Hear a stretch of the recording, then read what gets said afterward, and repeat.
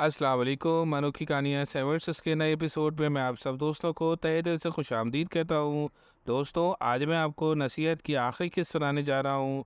वो मुझे गली में पड़े हुए मिले हैं। दानी ने आखिर सच ही बोल दिया और इसकी बात सुनकर अजीम अली चौंक पड़े। ओह, बाबा रेमू का आज भी 100 रुपये गुम हुआ है। वो बेचारा बहुत परेशान था। जो 100 रुपये तुम्हें मिला है कहीं इसका ना हो, उन्होंने कहा। लेकिन दानी खामोश रहा। तुम बताओ दानी, ये तुम्हें कहाँ से मिले हैं और किस गली से मिले हैं? सच बताओ। मैं आप झूठ नहीं बोलूँगा अब्बू, आप दुरुस्त कह रहे हैं। मैंने दोहरेपन का मुज़ाहरा किया।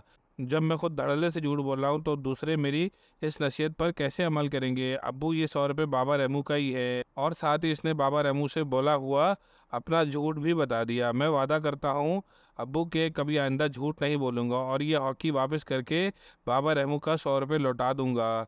दानी ने पुरअज़म लहजे में कहा। वेरी गुड बेटा दानी, वेरी गुड। तुमने अच्छा फैसला किया है। वाकई झूठ बोलना बहुत बुरी बात है। अदीम अली ने तजस्सुस आमेज लहजे में कहा। लेकिन इससे पहले इनमें मज़ीद बात होती, अजीम अली का छोटा बेटा नवीद अंदर दाखिल हुआ और कहने लगा, अबू बाहर आपके दोस्त उस्मान अंकल आए हैं। ओह, फिर ये टपक पड़े। इसे कहा भी था कि चंद दिन सब्र करो, तुम्हारे सारे पैसे लौटा दूंगा।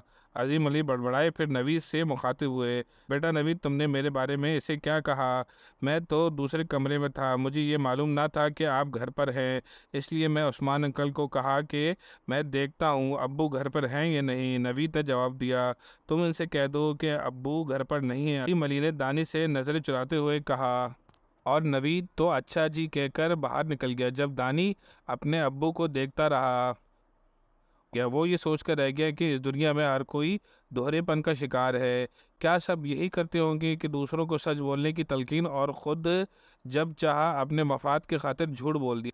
लेकिन दानी का दिल दुख गया। इसके जहन में बाबा रेमू का परेशान चेहरा घूम रहा था। फिर स्कूल वाली तकरीर जहन में हथौड़े बरसाने लगी। नबी करीम सल्लल्लाहु अलैहि वसल्लम का इरशाद है कि झूठ को सबसे पहले तर्क कर दो। दोस्तों, ये थी नसीहत की आखिरी किस्त। अगर आपको ये कहानी अच्छी लगी तो उसको लाइक कीजिए, शेयर कीजिए और मेरे चैनल अनोखी कहानियाँ 7 को सब्सक्राइब कीजिए। अस्सलाम वालेकुम।